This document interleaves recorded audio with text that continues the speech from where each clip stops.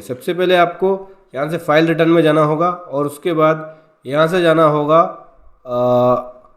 Service में आ जाओ, return में आ जाओ और एनुअल रिटर्न में आ जाओ। एनुअल रिटर्न में आने के बाद 23-24 पे क्लिक करेंगे, सर्च पे क्लिक करेंगे। यहाँ पे आपको 9 और 9C दोनों ही दिख जाएगा। दोनों ही रिटर्नों में फाइनेंशियल ईयर 23-24 के लिए कुछ ना कुछ चेंजेस है। अगर आपने चेंजेस वाली वीडियो नहीं देखी है, टेबल वाइज डिटेल, जो कि ऑलरेडी मेरे चैनल पे अपलोड है, जाके देखिए, जहाँ मैंने बताया है कि GSTR 9 और 9C में क्या चेंजेस है। चलिए फाइल करेंगे। GSTR 9 पे प्रिपेयर ऑनलाइन पे क्लिक कर लेना। यहाँ स्टेप बाय स्टेप बताने वाला हूँ। इसके अंदर भी 23-24 में चेंजेस है। हर बार 9 के अंदर कुछ ना कुछ चेंजेस होता है। तो 9 फाइल करने से पहले आप इस वीडियो को ज़रूर देखें ताकि आप बदलाव को समझ पाए। तो नील की 9 फाइल कर रहे हैं, नहीं, नेक्स्ट पे क्लिक कर लेंगे। ठीक है, सबसे पहले ये समझ लो GSTR 9 एनुअल रिटर्न किसके लिए मैंडेटरी है। जिसकी टर्नओवर 2 करोड़ से ज़्यादा है उसके लिए मैंडेटरी है, उसको GSTR 9 फाइल करना ही होगा। अगर नहीं करेंगे तो क्या होगा, अगर नहीं करेंगे तो उस केस में 50,000 की जनरल पेनल्टी सेक्शन 125 के अंदर लग सकती है, जैसे कि आजकल रिटर्नों में लग के आ रही है, नोटिस में लग के आ रही है। लेट फीस जो इसके ऊपर लगती है वो तो लगेगी। साथ ही साथ जनरल पेनल्टी भी लग सकती है। तो इसमें बहुत सारी टेबल है, लगभग 17-18 पॉइंट है जो इसके अंदर फिल करने होते हैं। सबसे पहले जो स्टार्टिंग्स है इसको समझेंगे। उससे पहले बताना चाहूँगा, जो भी भाई बंधु मेरे चैनल पे पहली बार है, इस वीडियो को पहली बार देख रहे हैं, जिन्होंने अभी तक सब्सक्राइब नहीं किया, सब्सक्राइब कर लीजिए। साथ ही साथ बेल आइकन पे भी क्लिक कर लीजिए ताकि इस तरह का कंटेंट आपको मिलता रहे। तो देखो, ये 23-24 का आ गया फाइनेंशियल ईयर। यहाँ पे कुछ बेसिक डिटेल्स है। अगर आप GSTR 9 को एक्सेल के थ्रू फाइल करना चाहते हैं, यूटिलिटी के थ्रू, तो उसको भी कर सकते हैं। उसके लिए आपको डाउनलोड सेक्शन में जाके GSTR 9 का एक्सेल यूटिलिटी डाउनलोड करना होगा। यहाँ पे सिस्टम जनरेटेड कंप्यूटेड GSTR 9 है, PDF फॉर्म है ये।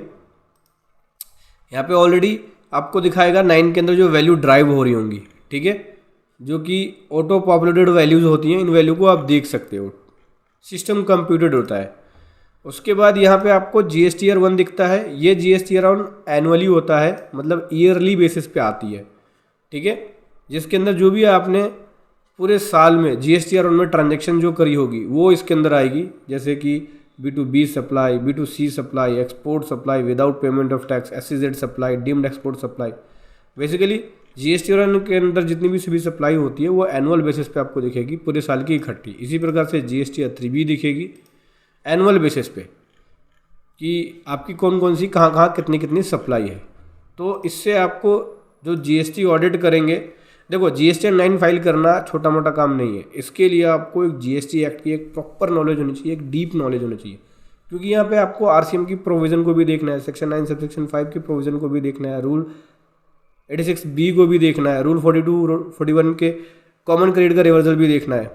एग्जाम सप्लाई का कोई केस है तो उस केस में एक्सपोर्ट की सप्लाई के भी देखना है। हाई सी सेल का जो केस होता है कि हाई सी सेल का जो केस है उसमें कैसे यहाँ पे रिपोर्टिंग करनी है। तो 9 एक अलग ही रिटर्न है और इसके लिए आपको GST एक्ट की एक डीप नॉलेज होनी चाहिए, तभी आप इसको फाइल कर सकते हैं। दोस्तों, आप चाहे तो हमारी पेड प्रोफेशनल सर्विसेज ले सकते हैं GSTR 9 की फाइलिंग के लिए, उसका लिंक वीडियो के डिस्क्रिप्शन में है।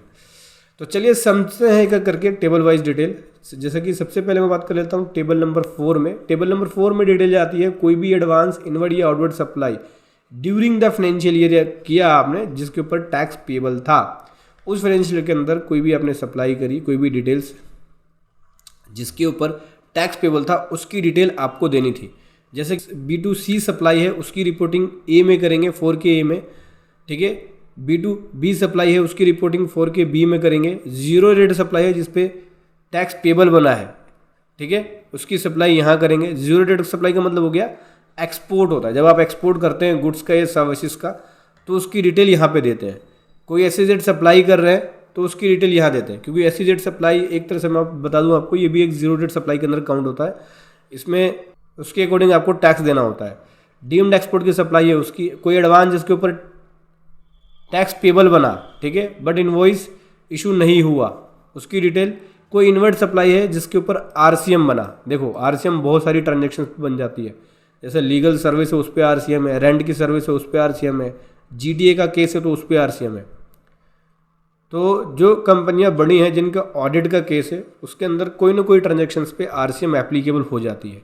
ऐसे में उनको अपना profit and loss account check करना है कि क्या उनके ऊपर आरसीएम एप्लीकेबल है। तो क्या उन्होंने आपने आरसीएम के अंदर क्या उन्होंने जीएसटी रिटर्न में उसके ऊपर आरसीएम पे किया, नहीं किया, तो 9 एक सुनहरा मौका होता है इसके अंदर अपने आरसीएम की लायबिलिटी को डिक्लेयर करके अपनी एडिशनल पेमेंट कर सकते हैं। जो भी आपकी एडिशनल लायबिलिटी बनती है वो 9 के अंदर कर सकते हैं। ठीक है, उसके बाद ये वाली टेबल नई ऐड करी गई है, इसी साल से ऐड हुआ है सेक्शन 9 से सेक्शन 5 के अंदर। अगर सप्लाई है ई कॉमर्स ऑपरेटर, जहाँ पे रिक्वायर्ड है ई कॉमर्स ऑपरेटर को सेक्शन 9 सब सेक्शन 5 के अंदर, तो वो रिपोर्टिंग करेंगे। ये कौन रिपोर्ट करेगा? ई कॉमर्स ऑपरेटर रिपोर्ट करेगा, उसके लिए ये टेबल है।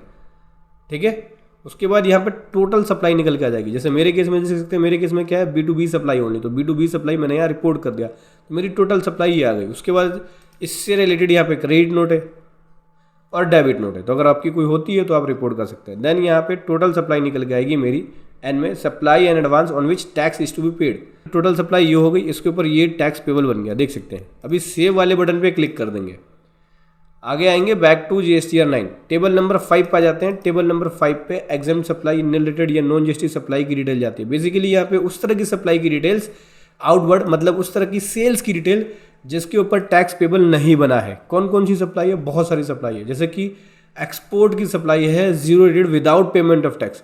पीछे जो मैंने बताया आपको, ये विदाउट पेमेंट ऑफ टैक्स नहीं था, ये विद पेमेंट ऑफ टैक्स था। ये zero rate supply with payment of tax, मतलब एक्सपोर्ट जब आप करते हैं विद पेमेंट ऑफ टैक्स तो उसकी डिटेल यहाँ जाती है। ऐसे ही SCZ में सप्लाई करते हैं विद पेमेंट ऑफ टैक्स तो उसकी डिटेल यहाँ पे आती है। लेकिन अगर without payment of tax export करते हैं तो उसकी डिटेल टेबल नंबर 5 में आती है। ठीक है, वो zero rate supply without payment of tax तो यहाँ आएगा, SCZ supply without payment of tax तो यहाँ आएगा। इसी प्रकार से अगर रिसिपेंट, मतलब आप नहीं, सामने वाला पर्सन जो आपने सप्लाई की है उस पे टैक्स पे कर रहा है तो उसकी रिपोर्टिंग यहाँ आएगी। ये जनरली किसके लिए हो गया? GTA के लिए हो गया। GTA यहाँ पे अपनी सेल्स को रिपोर्ट करते हैं, क्योंकि GTA केस में क्या होता है, सामने वाला पर्सन ज़्यादातर केसेस में टैक्स पे करता है RCM बेसिस पे, तो GTA यहाँ पे रिपोर्ट करता है। यानी ट्रांसपोर्टर या और अदर पर्सन जो जहाँ पे रिसिपेंट RCM बेसिस पे टैक्स पे कर रहा है उसकी रिपोर्टिंग यहाँ करनी होती है। उसके बाद यहाँ पे सेक्शन 9 सब सेक्शन 5 के अंदर अगर सप्लाई जिस पे टैक्स पेबल बन रहा है ई कॉमर्स ऑपरेटर के द्वारा, किसके द्वारा? जहां पे ई कॉमर्स ऑपरेटर के द्वारा पे करना है टैक्स, तो यहां पे सप्लायर रिपोर्ट करेगा सेक्शन 9 सब सेक्शन 5 के अंदर। मतलब कि मुझे टैक्स नहीं भरना, ई कॉमर्स ऑपरेटर भरेगा। तो मैं सेक्शन 9 सब सेक्शन 5 के अंदर इस तरह की सप्लाई दिखा रहा हूं, ये सप्लायर रिपोर्ट करेगा सेक्शन 9 सब सेक्शन 5 वाली सप्लाई को। फिर उसके बाद यहाँ पे exempt supply, nil rated supply और नॉन जीएसटी सप्लाई को रिपोर्ट करना है। देखो हाई सी सेल होती है आपकी, तो हाई सी सेल को नॉन जीएसटी सप्लाई में डाल सकते हैं। ठीक है, इसके ऊपर मैंने डिटेल में वीडियो बना रखी है, पुरानी वीडियो जाकर देख सकते हैं। हाई सी सेल को कहाँ रिपोर्ट करना है? नॉन जीएसटी सप्लाई में। Exempt supply, nil rated supply में ऑप्शन होता है कि आप चाहो तो सारी की सारी वैल्यू एग्जाम सप्लाई में रिपोर्ट कर सकते हो। लेकिन ध्यान रखना, अगर आप एग्जाम सप्लाई रिपोर्ट करते हो तो रूल 42, 43 के अकॉर्डिंग कॉमन क्रेडिट का रिवर्सल होता है, तो उसका आपको ध्यान रखना है।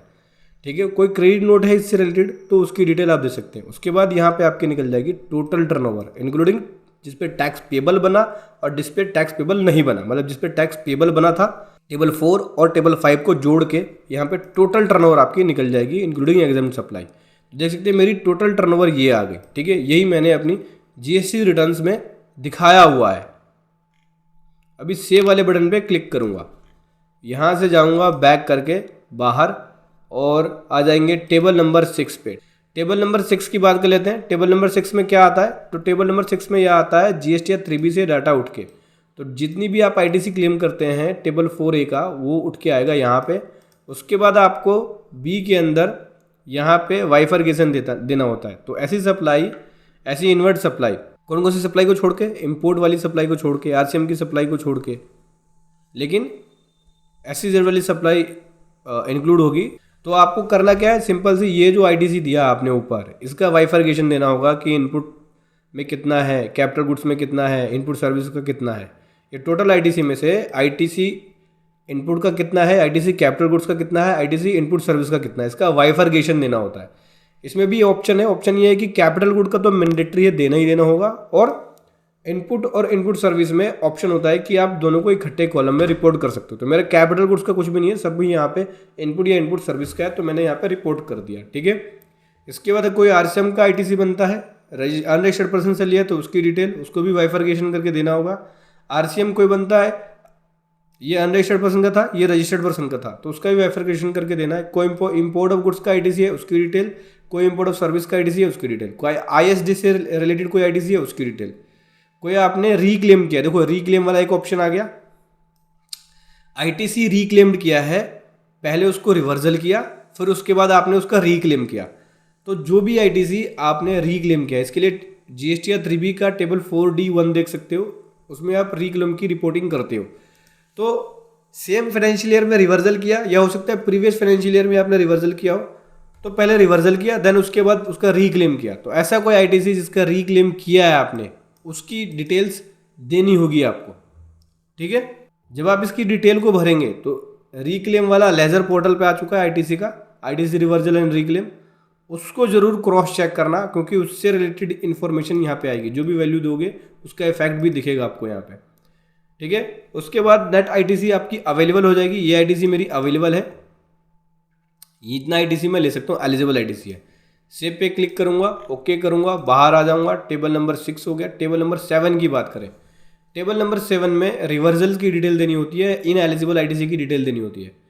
तो आपका कोई रिवर्सल रूल 37, 39, 42, 43 के अंदर है। 42, 43 कब होता है? जब एग्जाम सप्लाई दिखाते हैं आप। तो कोई 42, 43 का कोई रिवर्सल है, उसकी रिपोर्टिंग आपको यहाँ करनी होगी। ये कब हुआ है? ड्यूरिंग द फाइनेंशियल ईयर हुआ है, या उस फाइनेंशियल ईयर के अंदर हुआ है आपका कोई इनएलिजिबल या ब्लॉक क्रेडिट, तो उसकी डिटेल आपको यहाँ पे देनी पड़ेगी। सेक्शन 17 सब सेक्शन 5 के अंदर ब्लॉक क्रेडिट में है, तो उसकी डिटेल दे सकते हैं।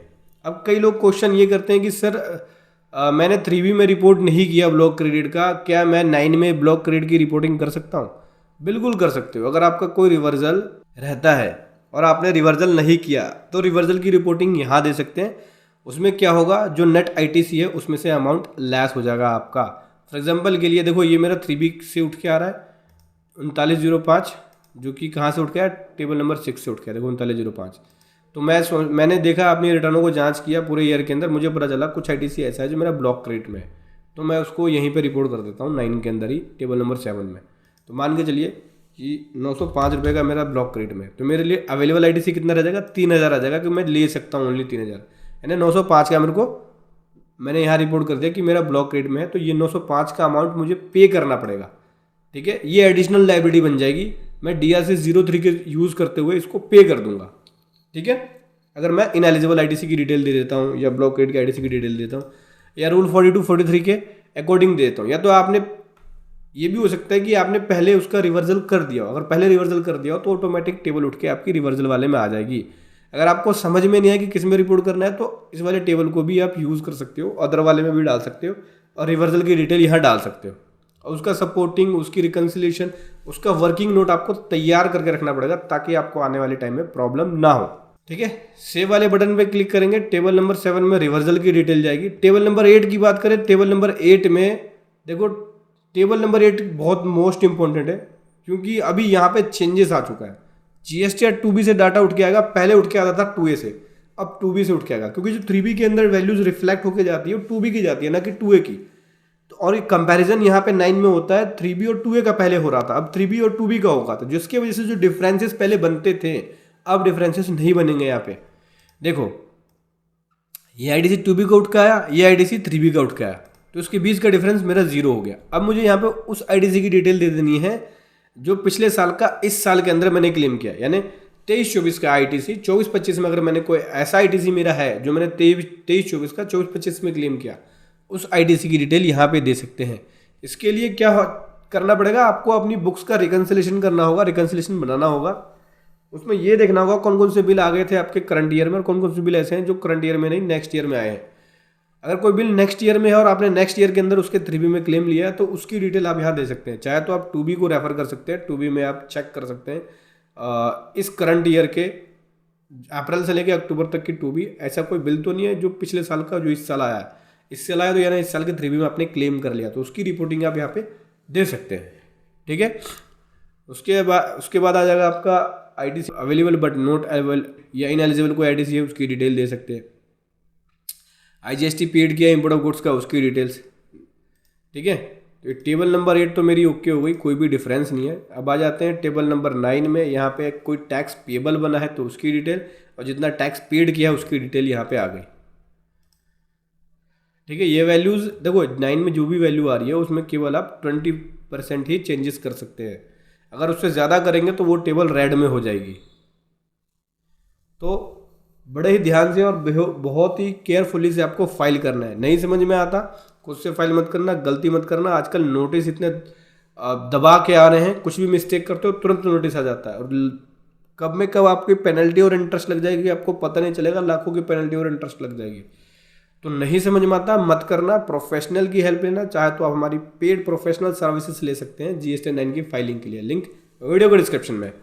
9 के बाद बात कर लेते हैं टेबल नंबर 10, 11, 12, 13। तो टेबल नंबर 10 में कोई सप्लाई आपने अमेंडमेंट के थ्रू बढ़ाई है, जैसे डेबिट नोट दिया है तो उसकी डिटेल कोई सप्लाई आपने घटाई है, जैसे क्रेडिट नोट दे दिया है। ये कब की है ट्रांजैक्शन? पिछले साल की ट्रांजैक्शन इस साल करी है, मतलब कि रिलेटेड था पिछले साल का, यानी 23-24 का रिलेटेड था, लेकिन आपने 24-25 में उसकी ट्रांजैक्शन करी है। जैसे कोई क्रेडिट नोट पिछले साल का था 23-24 का, मार्च 24 का था एग्जाम्पल के लिए, आपने रिपोर्ट कर दिया अगस्त 24 में, तो वो आपने पिछले साल की ट्रांजैक्शन इस साल दिखाई है, तो उसकी डिटेल आपको यहाँ देनी पड़ेगी। अगर इस तरह का कोई क्रेडिट नोट है तो उसकी रिपोर्टिंग यहाँ करेंगे कि मैंने अपनी सप्लाई तो मार्च 24 की थी, लेकिन मैंने अगस्त 24 में दिखाया, मार्च 24 की बुक्स के अंदर मैंने उसको ले लिया, बैलेंस शीट में उसका इफेक्ट दिखा दिया, लेकिन GST रिटर्न में नहीं दिखाया, तो उसकी रिपोर्टिंग आप यहाँ पे करेंगे। इसी प्रकार से कोई ITC अवेल किया ड्यूरिंग द फाइनेंशियल ईयर, लेकिन उसका रिवर्सल कर दिया आपने अप टू 30 नवंबर तक, क्योंकि ये 30 नवंबर अगर स्पेसिफाई पीरियड तक बोलता है ये, मतलब 23-24 की ट्रांजैक्शन आपने 24-25 में स्पेसिफाई पीरियड तक किया। तो स्पेसिफाई पीरियड क्या है, टाइम लिमिट क्या है, 30 नवंबर। अगर आपने 30 नवंबर तक पिछले साल के कोई भी ट्रांजैक्शन 30 नवंबर तक की है तो उसकी रिपोर्टिंग हम यहाँ देंगे। जैसे ITC को रिवर्सल किया है उसकी डिटेल, ITC कोई अवेल्ड किया है पिछले साल का इस साल, तो उसकी डिटेल आप यहाँ पे देंगे। इसी प्रकार से कोई डेबिट नोट दिखाया तो ऊपर, क्रेडिट नोट दिखाया तो नीचे डिटेल देनी पड़ेगी। ये सेल से रिलेटेड है, ठीक है।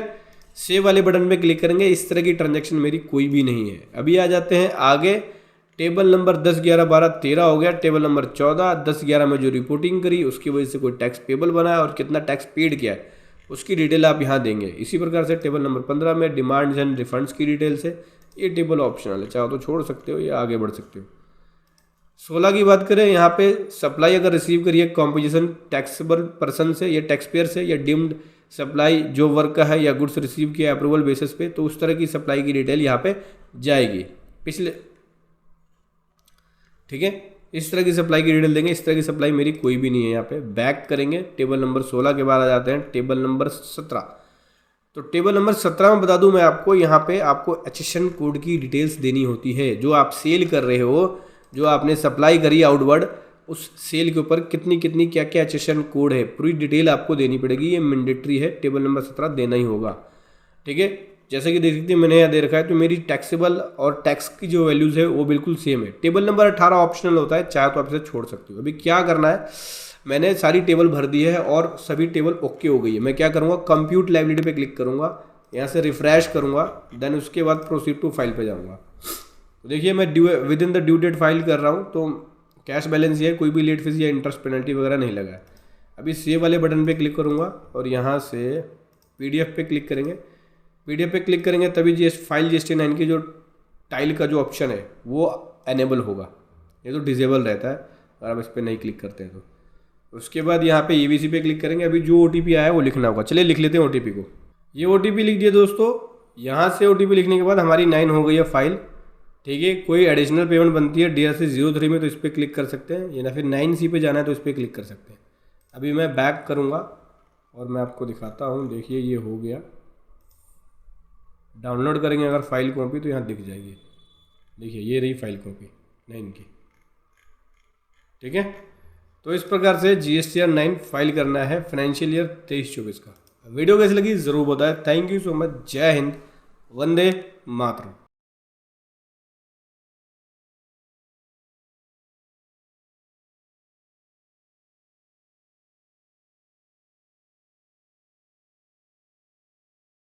अंदर मैंने क्लेम किया, यानी 23-24 का ITC, 24-25 में अगर मैंने कोई ऐसा ITC मेरा है जो मैंने 23-24 का 24-25 में क्लेम किया, उस ITC की डिटेल यहाँ पे दे सकते हैं।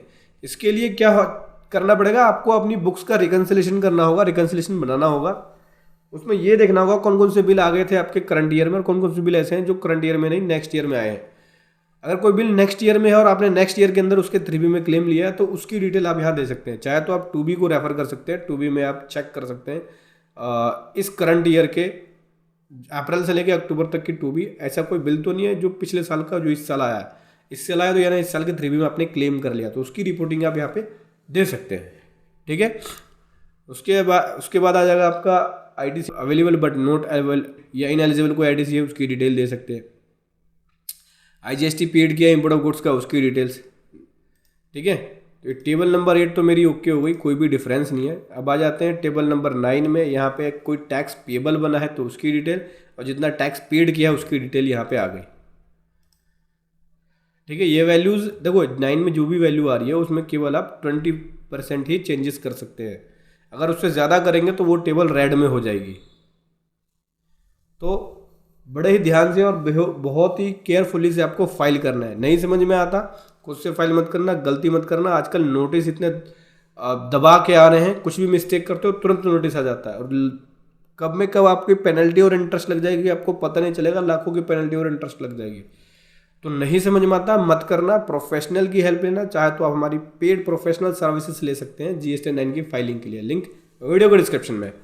9 के बाद बात कर लेते हैं टेबल नंबर 10, 11, 12, 13। तो टेबल नंबर 10 में कोई सप्लाई आपने अमेंडमेंट के थ्रू बढ़ाई है, जैसे डेबिट नोट दिया है तो उसकी डिटेल, कोई सप्लाई आपने घटाई है जैसे क्रेडिट नोट दे दिया है।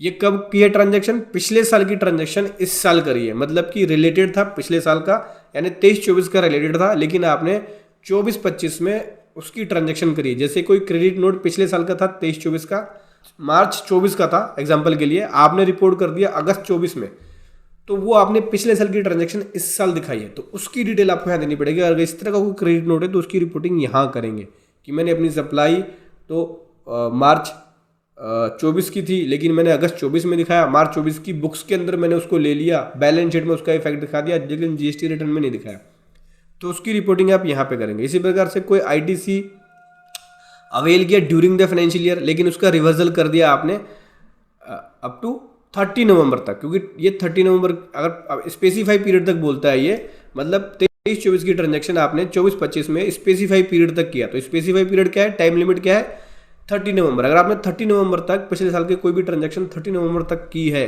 तो उसकी रिपोर्टिंग हम यहाँ देंगे। जैसे ITC को रिवर्सल किया है उसकी डिटेल, ITC कोई अवेल्ड किया है पिछले साल का इस साल तो उसकी डिटेल आप यहाँ पे देंगे। इसी प्रकार से कोई डेबिट नोट दिखाए तो ऊपर, क्रेडिट नोट दिखाए तो नीचे डिटेल देनी पड़ेगी। ये सेल से रिलेटेड है। ठीक है, सेव वाले बटन पे क्लिक करेंगे। इस तरह की ट्रांजैक्शन मेरी कोई भी नहीं है। अभी आ जाते हैं आगे, टेबल नंबर 10, 11, 12, 13 हो गया। टेबल नंबर 14, 10, 11 में जो रिपोर्टिंग करी उसकी वजह से कोई टैक्स पेबल बना है और कितना टैक्स पेड किया है उसकी डिटेल आप यहाँ देंगे। इसी प्रकार से टेबल नंबर 15 में डिमांड्स एंड रिफंड्स की डिटेल्स है। ये टेबल ऑप्शनल है, चाहो तो छोड़ सकते हो या आगे बढ़ सकते हो। 16 की बात करें, यहाँ पे सप्लाई अगर रिसीव करिए कॉम्पोजिशन टैक्सेबल पर्सन से या टैक्स पेयर से या डीम्ड सप्लाई जो वर्क का है या गुड्स रिसीव किया अप्रूवल बेसिस पे, तो उस तरह की सप्लाई की डिटेल यहाँ पे जाएगी पिछले। ठीक है, इस तरह की सप्लाई की डिटेल देंगे। इस तरह की सप्लाई मेरी कोई भी नहीं है। यहाँ पे बैक करेंगे, टेबल नंबर 16 के बाद आ जाते हैं टेबल नंबर 17। तो टेबल नंबर 17 में बता दूं मैं आपको, यहाँ पे आपको HSN कोड की डिटेल्स देनी होती है। जो आप सेल कर रहे हो, जो आपने सप्लाई करी आउटवर्ड, उस सेल के ऊपर कितनी कितनी क्या क्या HSN कोड है पूरी डिटेल आपको देनी पड़ेगी। ये मैंडेटरी है, टेबल नंबर 17 देना ही होगा।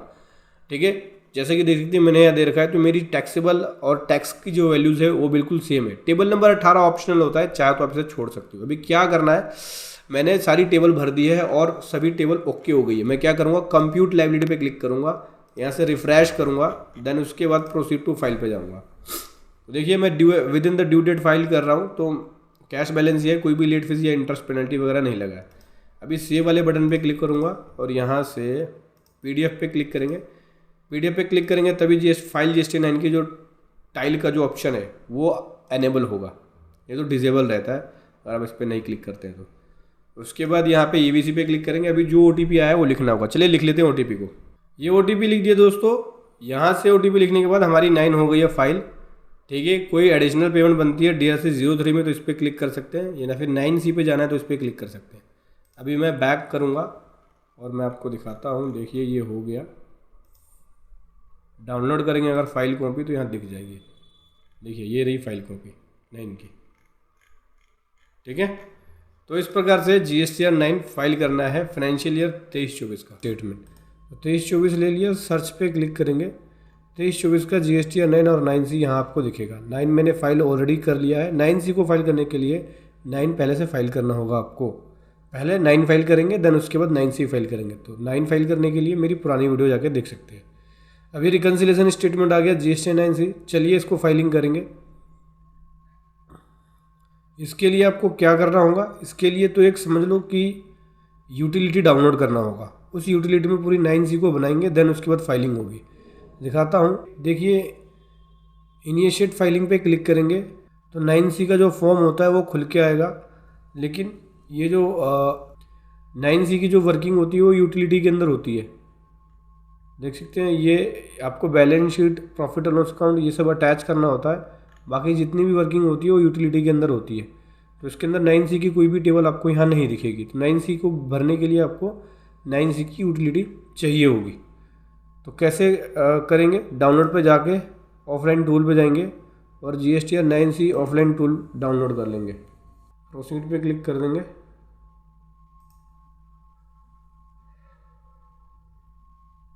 GSTR 9C की यूटिलिटी ले ली हम लोगों ने, तो ओपन कर लेंगे।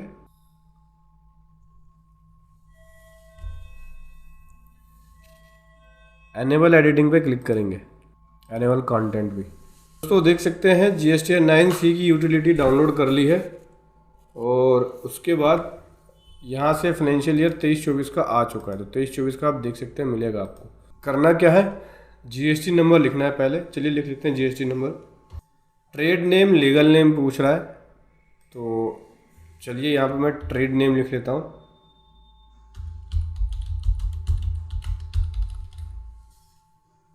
ठीक है, ये बोलता है name of act if you are liable to audit. अगर आप ऑडिट के लिए लाइबल हैं तो एक्ट का नेम लिखना होगा। ठीक है, अगर ऑडिट के लिए लाइबल नहीं है तो लिखने की ज़रूरत नहीं है। देखो पहले ये समझ लो कि GSTR 9 या 9C मैंडेटरी कौन कौन से केसेस में है। तो जिसकी 2 करोड़ से टर्नओवर ज़्यादा है उसको GSTR 9 फाइल करना होगा। जिसकी 5 करोड़ से टर्नओवर ज़्यादा है उसको GSTR 9C फाइल करना होगा। ये मैंडेटरी है। अगर इस लिमिट से क्रॉस होता है तो 9 और 9C एप्लीकेबल हो जाएंगे। 2 करोड़ से ऊपर पे 9 और 5 करोड़ से ऊपर पे 9C, यानी 5 करोड़ से अगर ऊपर हो गया तो 9 और 9C एप्लीकेबल हो जाएंगे। मैंडेटरी होगा, भरना ही पड़ेगा। तो यहाँ पूछते हैं कि किसी और एक्ट में आपका ऑडिट के लिए लाइबल तो नहीं है। जैसे कि अगर आपकी टर्नओवर मान लीजिए 1 करोड़ से ज़्यादा है और आप इनकम टैक्स एक्ट में ऑडिट के लिए लाइबल हैं, तो आप यहाँ पे लिख सकते हैं इनकम टैक्स एक्ट। मन में क्वेश्चन ये आता है कि क्या जिसकी टर्नओवर 5 करोड़ से कम है को वो 9C कर सकता है, या जिसकी टर्नओवर 2 करोड़ से कम है क्या वो 9C कर सकता है। बिल्कुल कर सकता है, ये ऑप्शनल है। जिसकी टर्नओवर 1 करोड़ से कम है वो भी 9C कर सकता है, या जिसकी टर्नओवर 2 करोड़ से कम है वो भी 9C कर सकता है। ये ऑप्शनल फॉर्म है।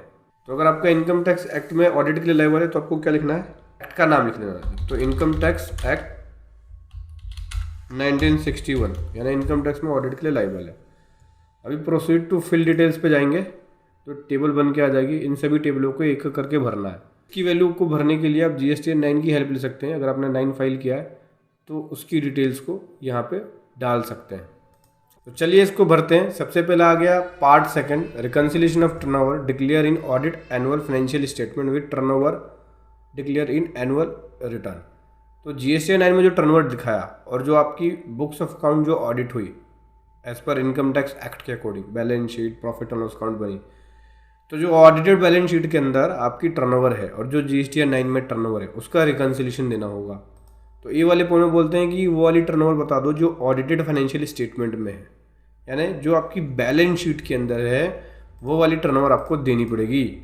तो इसके लिए आप अपनी बैलेंस शीट या प्रॉफिट एंड लॉस अकाउंट को ओपन कर लेना।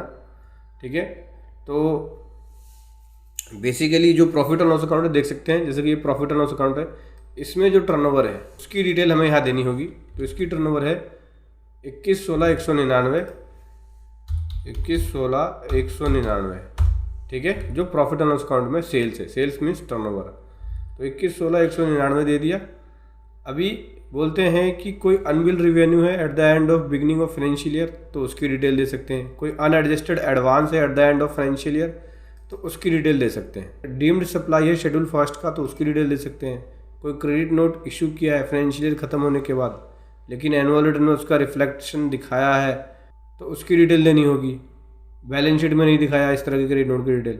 कोई ट्रेड डिस्काउंट है जिसको अकाउंटेड किया ऑडिटेड फाइनेंशियल स्टेटमेंट में, लेकिन जीएसटी एक्ट के हिसाब से परमिसिबल नहीं है, उस तरह की डिटेल कोई है। कोई अनबिल्ड रेवेन्यू है at the end of financial year, उसकी detail. Unadjusted advance at the beginning of financial year, उसकी डिटेल। कोई क्रेडिट नोट है जो ऑडिटेड फाइनेंशियल स्टेटमेंट में है लेकिन जीएसटी एक्ट के हिसाब से परमिसिबल नहीं है। कोई और एडजस्टमेंट है गुड्स जो सप्लाई की है SEZ unit to DTA unit का। कोई टर्नओवर है कंपोजिशन स्कीम का, ठीक है। कोई एडजस्टमेंट है टर्नओवर के अंदर सेक्शन 15 के अकॉर्डिंग। कोई एडजस्टमेंट है टर्नओवर में फॉरेन एक्सचेंज फ्लक्चुएशन की वजह से, या कोई और अदर एडजस्टमेंट है तो आप उसको ओ में दे सकते हो। तो देखो इसके अलावा कोई और अदर एडजस्टमेंट है आपकी तो उसकी डिटेल ओ में दे सकते हो। जैसे कि कोई फ्रेट चार्जेस है, कोई ऐसी सप्लाई है जो एग्जाम सप्लाई है, या कुछ और रीज़न है तो उसकी वजह से जो भी आपका रीज़न है डिफरेंस बनता है तो उसकी डिटेल आप ओ वाले में दे सकते हो, ठीक है।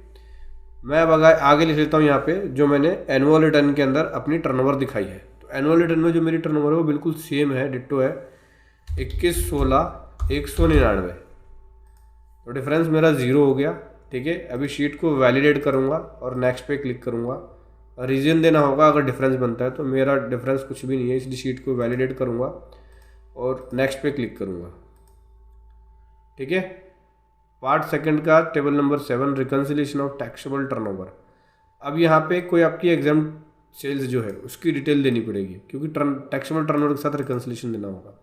तो ये जो टर्नओवर आया इसमें मान लो अगर आपकी कोई एक्सपोर्ट की सेल है, कोई एग्जेम्प्टेड सेल है, कोई नॉन जीएसटी सप्लाई है तो उसका यहाँ पे आपका रिकन्सिलिएशन बन जाएगा। तो मेरी यहाँ पे इस तरह की कोई भी सेल नहीं है, ठीक है। तो मैं एज इट इज़ अमाउंट यहाँ पे लिख रहा हूँ क्योंकि 9 में भी मैंने सेम अमाउंट दिखाया है 21/16/199। डिफरेंस हो गया 0। अब अगर आपकी कोई exempted sale, non GST sale, non rated sale, export supply, zero rate supply, इस तरह की कोई सप्लाई है तो उसकी डिटेल आप यहाँ दे सकते हैं, ठीक है। यहाँ पे एग्जेम्प्टेड वाली नॉन जीएसटी और नो जीएसटी टर्नओवर सप्लाई आएगी। हाई सी सेल्स की सप्लाई भी आप यहाँ दे सकते हो। जीरो रेट की सप्लाई कोई है तो उसकी डिटेल यहाँ जाएगी। कोई सप्लाई है जिसके ऊपर रिवर्स चार्ज बेसिस पे रिसिपेंट टैक्स पे करेगा तो उसकी डिटेल यहाँ जाएगी, ठीक है। नेक्स्ट पे क्लिक करेंगे। कोई अनरिकन्सिलेशन है तो उसका रीज़न, अनरिकन्सिलेशन मेरा कुछ भी नहीं है, नेक्स्ट पे क्लिक कर लूँगा मैं। रिकन्सिलेशन ऑफ टैक्स पेड, जो मैंने टैक्स पे किया है उसका रिकन्सिलेशन देना पड़ेगा। तो मेरी ये जो टर्नओवर है वो सभी पूरी टर्नओवर मेरी 5% वाली है। तो यहाँ पे बेसिकली होता क्या है, सेल की डिटेल आपको परसेंटेज वाइज देनी है कि 5% की सेल्स आपकी कितनी है, 12% की सेल आपकी कितनी है, 18% की सेल आपकी कितनी है। आरसीएम में है तो रिवर्स चार्ज में 5% कितना है, 18% कितना है, 28% का आरसीएम कितना है, उसकी डिटेल आपको देनी पड़ेगी। तो मेरी पूरी की पूरी सेल 5% में है तो मैं 21/16/199 यहाँ लिखूँगा। उसके बाद इसके ऊपर जो टैक्स बना वो लिखूँगा, जैसे 16,487 ये बना टैक्स, 16,447 ये बना टैक्स, CGST AGST और IGST बना 72,918, ठीक है। एनुअल रिटर्न के अंदर जो मेरा जो टैक्स बना है वो सेम बना है, 16,447 CGST, 16,447 SGST और 72,918 ये बना है IGST, ठीक है। अभी वैलिडेट पे क्लिक करूँगा, सेस भी लिखना होगा, सेस 0 है। वैलिडेट पे क्लिक करेंगे, वैलिडेट हो गया, नेक्स्ट पे आ जाएंगे। कोई अनरिकन्सिलेशन नहीं है तो कोई रीज़न देने की ज़रूरत नहीं है, नेक्स्ट पे आ जाओ। अभी यहाँ पे अगर कोई टैक्स पेबल बना है या टैक्स पेड किया है तो उसकी डिटेल आपको यहाँ पे देनी पड़ेगी। अनरिकन्सिलेशन की वजह से कोई टैक्स पेबल बना या पेड किया है तो उसकी डिटेल देनी पड़ेगी। इस तरह की कोई डिटेल नहीं है। शीट को वैलिडेट करेंगे, नेक्स्ट पे आ जाएंगे। अब यहाँ पे इनपुट क्रेडिट का रिकन्सिलेशन जाएगा तो जो आपकी ऑडिटेड फाइनेंशियल स्टेटमेंट के अकॉर्डिंग, ठीक है, ITC है, क्या है, इनपुट एज क्रेडिट जो आपने लिया, ठीक है, अपने बुक्स ऑफ अकाउंट के अकॉर्डिंग, और जो GST 9 में दिखाया उसका रिकन्सिलेशन देना होगा। तो बुक्स के अकॉर्डिंग मेरा ITC है 79170.60। उसके बाद यह बोलता है ITC book in earlier financial year, claim in current financial year. देखो ITC आपने बुक किया बुक्स ऑफ अकाउंट में पहले, लेकिन क्लेम उसका क्लेम किया करंट ईयर में, तो उसकी detail ITC book current year में क्लेम किया लेकिन पिछले साल का था तो उसकी डिटेल ITC अवेल्ड है as per audited financial books of account के अकॉर्डिंग, तो ये टोटल ही आ जाएगा, अब यहाँ पे ITC वो वाला जो एनुअल रिटर्न के अंदर है, जो एनुअल रिटर्न के अकॉर्डिंग है। तो एनुअल रिटर्न के अकॉर्डिंग भी मेरी इतनी ही है, ठीक है।